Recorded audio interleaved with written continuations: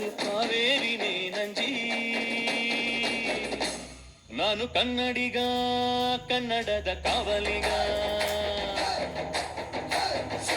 ನಾನು ಕನ್ನಡಿಗ, ಕನ್ನಡಕ್ಕೆ ಕಾವಲಿಗ.